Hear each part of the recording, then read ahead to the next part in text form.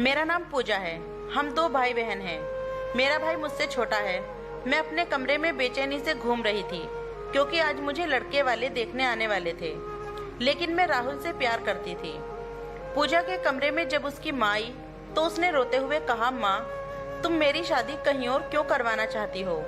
मैंने आपसे बताया था ना, मैं राहुल से प्यार करती हूँ। उसकी माँ ने उसे गुस्से से देखते हुए कहा, चुप कर तू।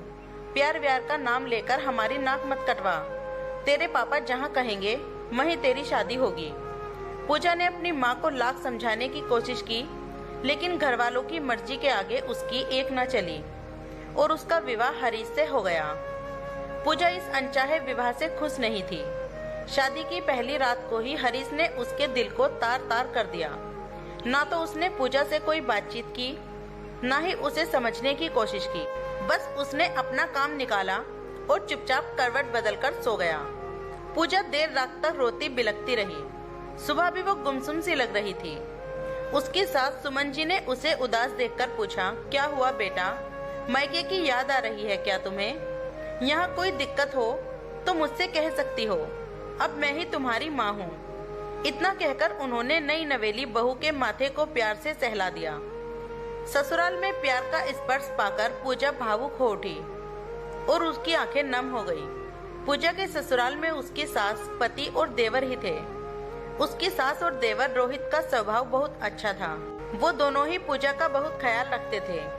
लेकिन जिससे उसकी शादी हुई थी उसका व्यवहार उसे कुछ समझ नहीं आता था। हरीश बहुत ही महत्वाकांक्षी व्यक्ति था। उसके लिए भावनाएं, प्रेम इत्यादि का कोई मूल नहीं था। वह पत्नी को सुख प्राप्त करने का एक साधन समझता था। हरीश का अपना बिजनेस था। उसने अपने बिजनेस को आगे बढ़ाने के लिए बड़ी बड़ी पार्टीज में जाना शुरू कर दिया था, जहां गलत संगति में पड़कर उसे धीरे धीरे नशा करने का चस्का लग गया। वो देर रात तक नशा करके घर आता और अपनी पत्नी से दुर्व्यवहार करता। रोहित अपनी भाभी के साथ दुर्व्यवहार देखते हुए बहुत दुखी होता और अगले दिन भैया को समझाने की कोशिश भी करता। लेकिन हरीश अपनी ही धुन में मस्त था। वह किसी की एक भी बात नहीं मानता था। सुमन जी को भी अपने बेटे की हालत देखकर उस पर बहुत गुस्सा आता था। वो भी उसे समझाती थी, लेकिन एक बार उसके कदम बहक गए तो उसे किसी की सही बात भी अच्छी नहीं लगती थी। पूजा दिन रात अपनी किस्मत को कोसती थी कि उसे कैसा पति मिला। ससुराल में बाकी सदस्य जितने अच्छे थे, पति उतना ही बेकार था।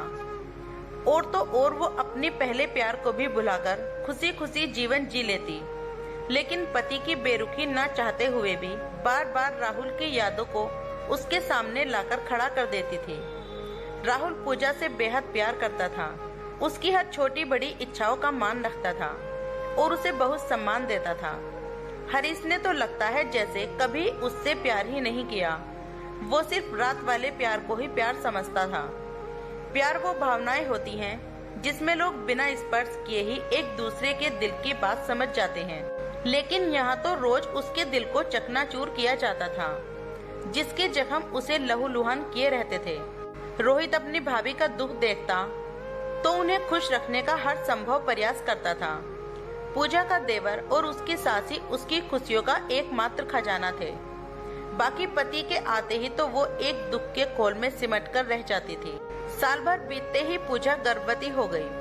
अब रोहित और सुमन जी पूजा का पहले से भी ज्यादा ख्याल रखने लगे थे। लेकिन हरीश को अब तो पत्नी से और भी कोई मतलब नहीं रह गया था। समय आने पर उसने प्यारे से बेटे को जन्म दिया। अब उसके मन में उम्मीद जागी। उसे लग रहा था कि हरीश शायद बेटे के जन्म के बाद से सुधर जाए, लेकिन ऐसा कुछ नहीं हुआ। हरीश को अपने बेटे और पत्नी से कोई मतलब नहीं था। एक दिन हरीश देर रात को अपने दोस्तों के साथ पार्टी कर रहा था, लेकिन नशा ज्यादा करने की वजह से उसकी तबीयत ज्यादा खराब हो गई और वहीं पर उनकी मृत्यु हो गई। पूजा तो वैसे भी अभागन ही थी, लेकिन अब वह विधवा भी हो चुकी थी। समाज की नजरों में उसका सौभाग्य उजड़ चुका था। एकदम चुप सी हो गई थी। आखिर उसने जिंदगी में पाया ही क्या था? पहले उसने अपने प्यार को खो दिया, जिसे उसने टूटकर प्यार किया था। हरीश भले ही नाम के लिए उसका पति था, लेकिन कम से कम उसके बच्चे के सर पर पिता का साया तो था। अब तो वो अपशगुनी भी हो गई थी। उसका गम में डूबा हुआ चेहरा रोहित और सुमन जी से देखा नहीं जा रहा था। एक दिन पूजा के मम्मी पापा उससे मिलने के लिए उसके ससुराल आए हुए थे। सुमन जी हॉल में बैठकर उन लोगों से बातें करते हुए कहने लगी, देखिए समदन जी, जो होना था वो हो गया, लेकिन अब पूजा ऐसे ही बेरंग जीवन तो नहीं जी सकती ना। मैंने सोचा है कि पूजा की शादी रोहित से करवा दूंगी। इससे पूजा का जीवन भी खुशहाल हो जाएगा और मेरी बहू और पोता हमेशा के लिए इसी घर में रह जाएंगे। रोहित को भी इस रिश्ते से कोई ऐतराज नहीं था।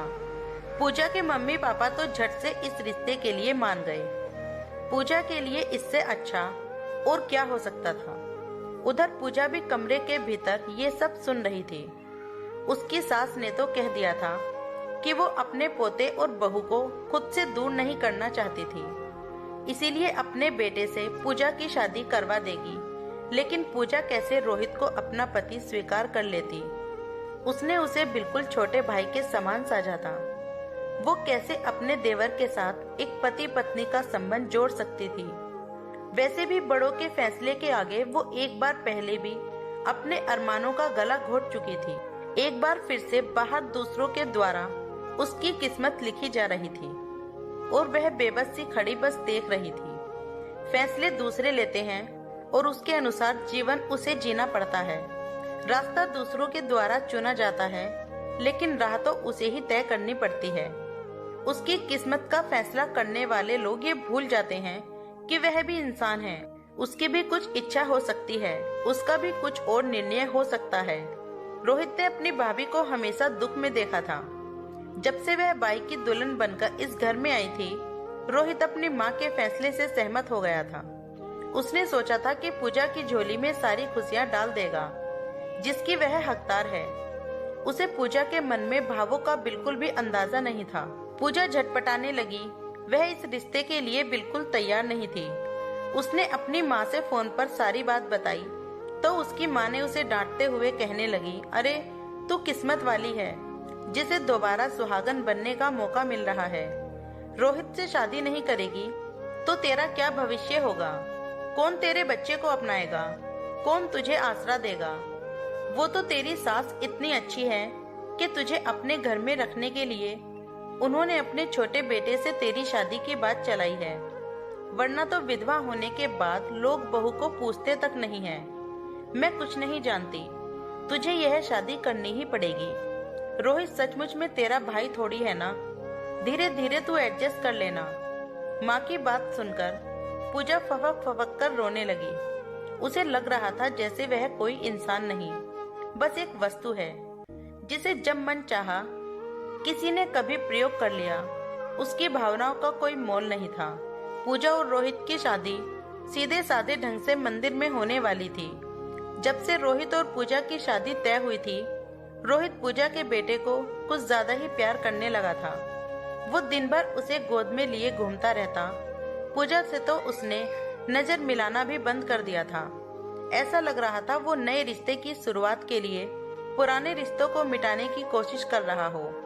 पूजा का मन करता कि वह रोहित से सब कुछ कह दे और इस रिश्ते के लिए इनकार कर दे, लेकिन माँ की बातें याद आते ही उसने एकदम कदम रोक लेती थी।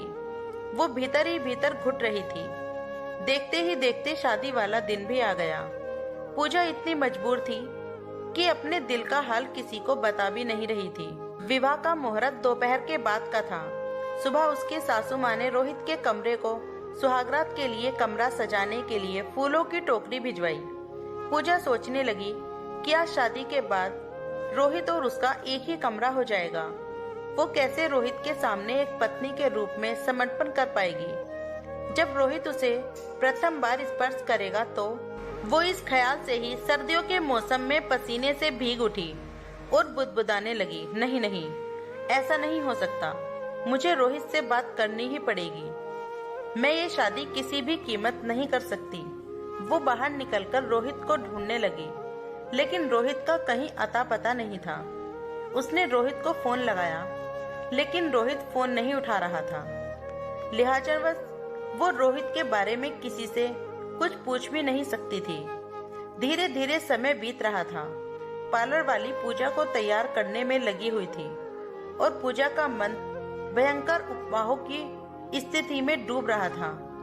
वह रोहित से मिलकर कह देना चाहती थी कि वह उससे शादी नहीं कर सकती, लेकिन रोहित था कि उसे मिल ही नहीं रहा था और यहाँ पूजा पर एक एक पल भारी पड़ रहा था।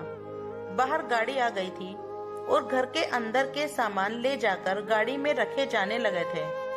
सुमन जी सुबह से भाग दौड़ रही थी। वो पूजा के कमरे में आई और प्यार से उसका माथा चूमते हुए बोली, बस बेटा, कुछ देर और तुम फिर से सुहागन कहलाओगी। कहते हुए सुमन जी की आंखों में पानी बहने लगे। पूजा भी रो पड़ी। कितना प्रेम भाव था सास की बातों में, और वो इस शादी से इनकार करके उनका दिल तोड़ देने वाली थी। सुमन जी ने कहा, बेटा तू तैयार हो जा, रोहित सीधा मंदिर में ही मिलेगा। पूजा ने नजरें झुका ली और सोचने लगी, अब मैं रोहित को कैसे मना कर पाऊंगी? क्या यह अनहोनी भी मेरे साथ घटित होकर ही रहेगी? यदि मैं उसे मना कर गई या उसने मेरी बात नहीं समझी तो मैं रोहित की दुल्हन बन जाऊंगी। नहीं नहीं, यह पाप तो होगा। पूजा का कंठ सूखने लगा। उसके चेहरे की उदासी को देखकर सुमन जी बोली, बस कुछ देर में तुम्हारे चेहरे से ये उदासी सदा के लिए चली जाएगी। रोहित तुम्हारे जीवन को खुशियों से भर देगा। सुमन जी नम आंखों से उसे आशीष देती हुई कमरे से बाहर निकल गई और पूजा फूट फूट कर रो पड़ी। मन कड़ा करके पूजा मंदिर पहुंची। उसकी निगाहें रोहित को ढूंढ रही थी, लेकिन वह कहीं दिखाई नहीं दे रहा था। पूजा मंडप में बैठ चुकी थी। पंडित जी ने कहा, दूल्हे को बुलाइए। पूजा का दिल जोरों से धड़कने लगा कि अब क्या होगा। क्या वह इतने मेहमानों के सामने इस विवाह से इनकार कर पाएगी? तभी उसे सुमन जी की आवाज सुनाई दी। उन्होंने कहा, लीजिए पंडित जी, दूल्हा भी आ गया। पूजा ने नजरें उठाकर देखा तो वह आश्चर्यचकित रह गई। ये तो उसका राहुल था। वो अचरज भरी निगाहों से सुमन जी को देखने लगी। सुमन जी ने प्यार से उसका माथा सहलाते हुए कहा, तुमने तो हमारे परिवार के लिए अपने प्यार का त्याग ही कर दिया। उस दिन मैंने भी सुना था कि तुम झिझक के कारण रोहित से शादी नहीं करना चाहती थी, लेकिन मैंने सोचा था कि वक्त के साथ तुम समझ जाओगी। मुझे नहीं पता था कि तुम किसी और से प्यार करती हो। वो तो अभी घंटे भर पहले रोहित से राहुल मिला और उसने रोहित को सब कुछ बताकर अपने प्यार पर अधिकार मांग लिया। रोहित के लिए भी तुम्हारी खुशी से बढ़कर कुछ नहीं था, इसीलिए रोहित ने इस रिश्ते के लिए हम सबको राजी कर लिया। पूजा ने आभार व्यक्त करते हुए रोहित की ओर देखा तो रोहित बोल पड़ा, हाँ भाभी, मैंने तो शुरुआत से ही आपको दुख उठाते हुए देखा है, इसीलिए सोचा था कि आपको जीवन की खुशियों से भर दूंगा, लेकिन आपकी असली खुशी तो राहुल में थी, मेरे साथ नहीं। तो मैं ही आपके दुखों का कारण कैसे बन सकता था? पूजा सुखद आश्चर्य से भर उठी। रोहित ने सचमुच 1 घंटे में ही उसका दामन खुशियों से भर दिया था। सुमन जी प्यार से बोली, बेटा मैंने कहा था ना, रोहित तुम्हारे दामन को खुशियों से भर देगा। मुझे तो उसी वक्त पता था कि राहुल ही तुम्हारा दूल्हा बनेगा। मैं तो तुम्हें सरप्राइज देना चाहती थी, इसीलिए हमने तुम्हें कुछ नहीं बताया। सुबह तक तो मैं सोच रही थी कि तुम दुल्हन बनकर मेरे ही घर में आओगी, लेकिन अब तुम किसी और के घर जा रही हो। लेकिन तुम्हें सुहागन बनाने का मेरा सपना पूरा हो गया और इस बार तुम अपने मनचाहे वर के साथ ही जाओगी। पूजा बाहु होकर सुमन जी के गले लग गई।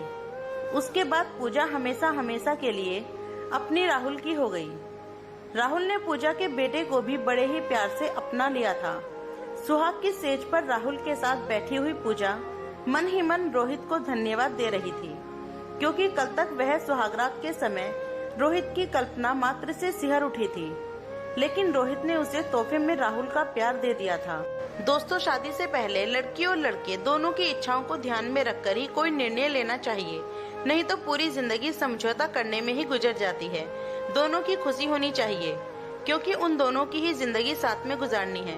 दोस्तों, कहानी कैसी लगी कमेंट करके जरूर बताइएगा। कहानी पसंद आए तो वीडियो को लाइक, शेयर, कमेंट और चैनल को सब्सक्राइब करना। वीडियो पूरा देखने के लिए धन्यवाद दोस्तों।